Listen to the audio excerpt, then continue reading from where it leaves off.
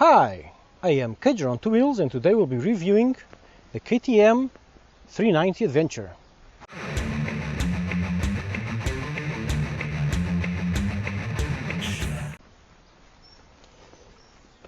What am I? What is my purpose in life? What am I for? These are the questions this bike asks itself. It is a bike with an identity crisis. When this was first announced, adventure riders all over the world went a bit excited. Could this one be the one? It has everything on paper to be the adventure bike that everyone actually wants. 45-ish horsepower engine, way under 200 kilograms weight. It weighs about 160 dry weight, so the wet weight with a 14.5 liter tank is about 180 kilograms. So 20 kilos under 200, which is great. It seemed to be everything you might want. And it would be usable on the road because it is a big enough engine, and it would be a great bike off-road. And then the bike came out, and the disappointment was palpable. First things you notice that make this a non-adventure bike. My 19-year-old son, who doesn't understand a thing about bikes, when he saw this one, his first comment was, "Isn't this a bit short for an adventure bike?" And it is. And that's where the issue starts.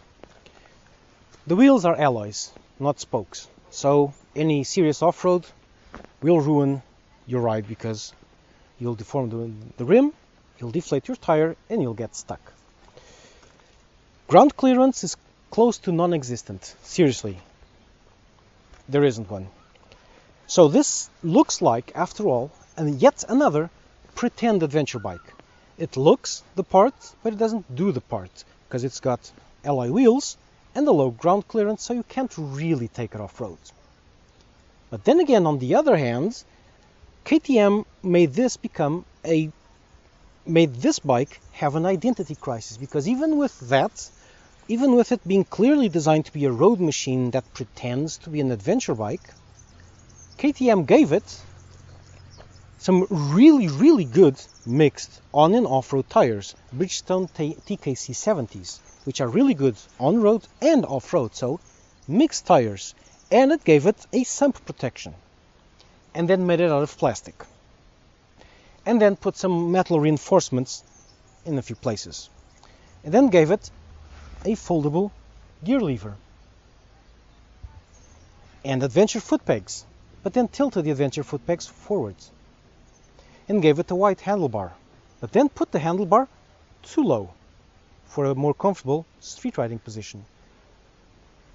A wind protection windscreen, like an adventure or a commuter bike, but it isn't adjustable.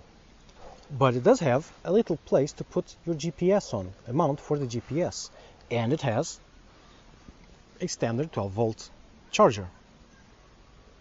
Then gave it an off-road setting for the ABS, which only deactivates the ABS on the rear wheel and keeps it on the front wheel, and gave it traction control, which you can disable.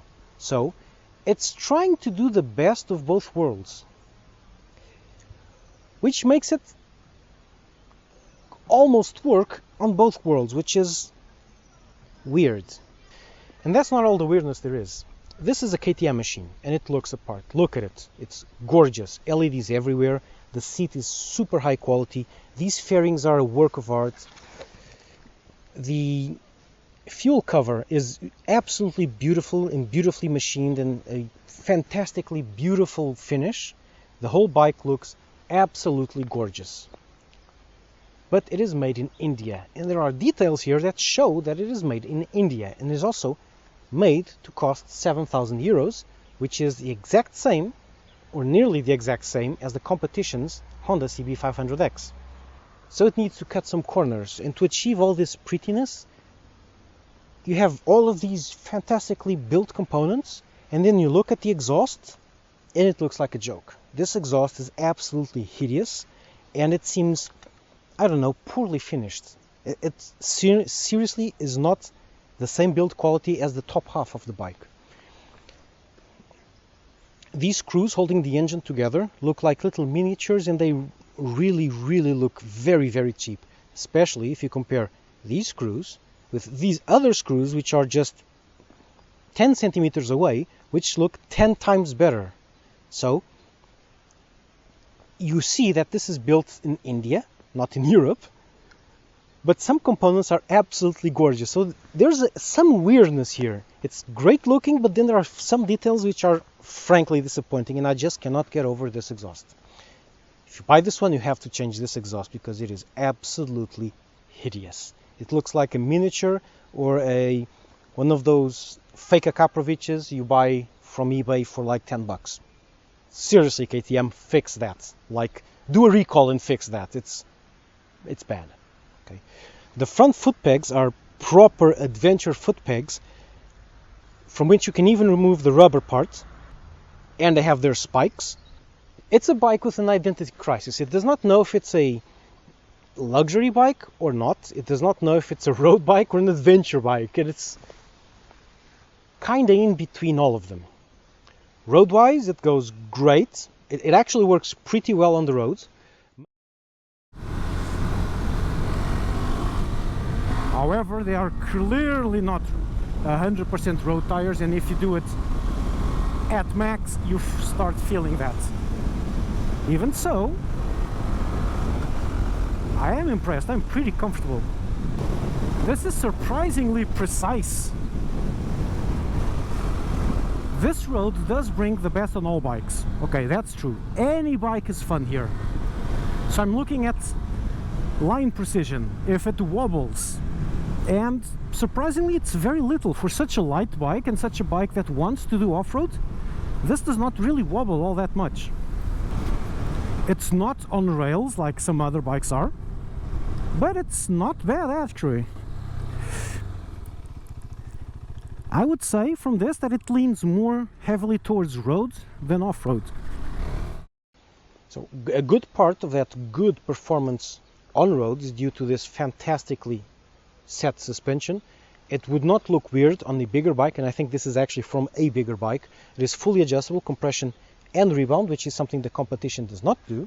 And speaking of competition, this bike has a lot of arguments to try and trash the competition. In this case, the competition for this bike is basically just one: the Honda CB500X. It does not compete with the Suzuki 250 because the Suzuki 250 is just in another league, below league, costs €1,000 less than is a lot less bike. It does not compete with the Versys 300. Again, it is another league underneath. It does not have the same power. Never mind that. It's a much slower bike, much cheaper bike, much simpler bike. This is the competition to the CB500X. And to try and overcome the great competition that is a Honda, it brings to the table better suspension, more adjustable suspension, an absolutely gorgeous dash, phone connectivity. Yes, you can connect your phone via Bluetooth to the bike, which is awesome. You can control your music through the absolutely fantastic set of buttons on your left handlebar. It's just super simple. It's the array that I like the most.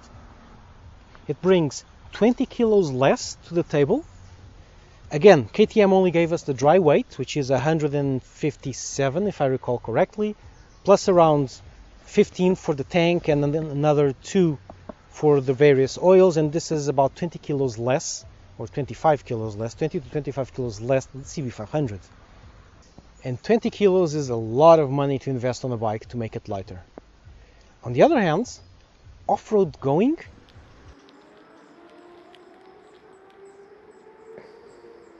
and yeah, this does not work. The handlebars are way too low for this. It's just bad. Oh, this is poorer. No, let's try standing up, even though it's not needed. I'm not touching the ABS because I'm going so slowly, I'm not going to need it. And yeah, this does not work. The handlebars are way too low for this. It's just bad. Oh, this is poorer. Let me think. Yeah, let's go this way and up this way. That's a lot of deep loose rocks and I do not like it. Let's go on this side, seems a bit stiffer. Yeah, that worked. These tires give a lot more grip than I was expecting, to be honest. Little slides. Feels good. Yeah, the only way to actually ride this standing up is by leaning back a lot onto the rear wheel, which is very tiresome. Because standing up, no, not really. Sitting down, well, sitting down seems to be the way to go, which tells you exactly how much off-road this bike can actually do, which is not a lot. But for these unpaved roads, where you're not going fast, you're just calmly exploring, it actually works pretty well. The place where your usual road tires or even those very semi-road off-road tires start failing and you start sliding here, this bike is fine. Really fine.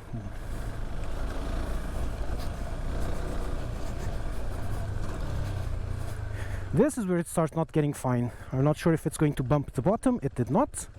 That's good. And you have to think where you're going to put your wheels because it's very low to the ground, so you do not want to go over any deep ruts.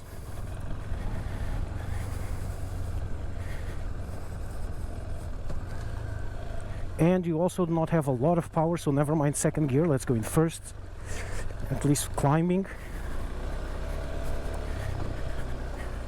This works much better sitting down than standing up, which is pretty odd.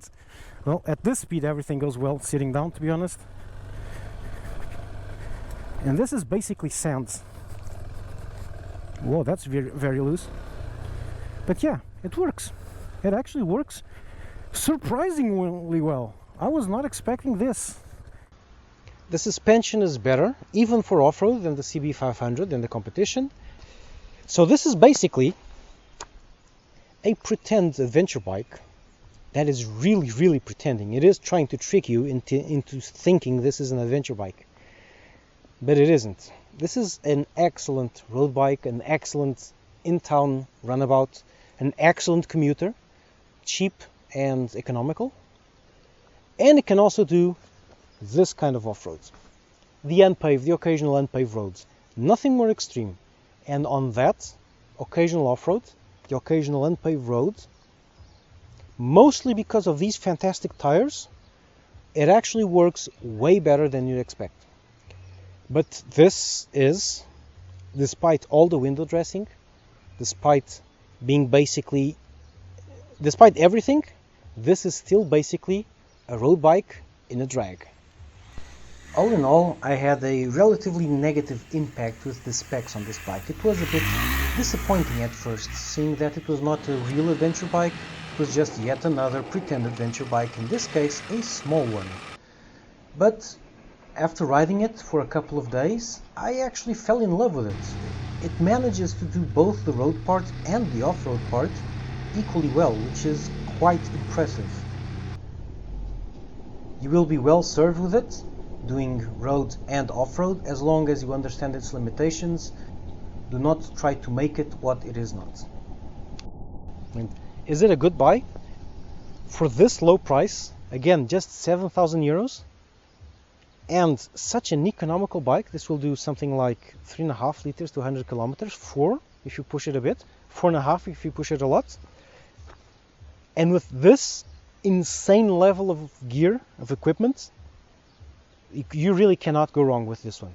It is a great, great little in-town commuter, in-town runabout, with some pretensions to off-road, but nothing more extreme than you would take any other bike into.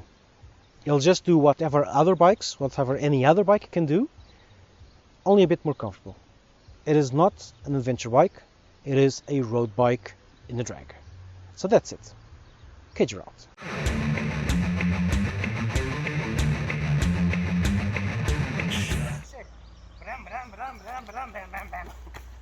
Foda-se. Parece uma criança. Olha, desapareceu. Desapareceu.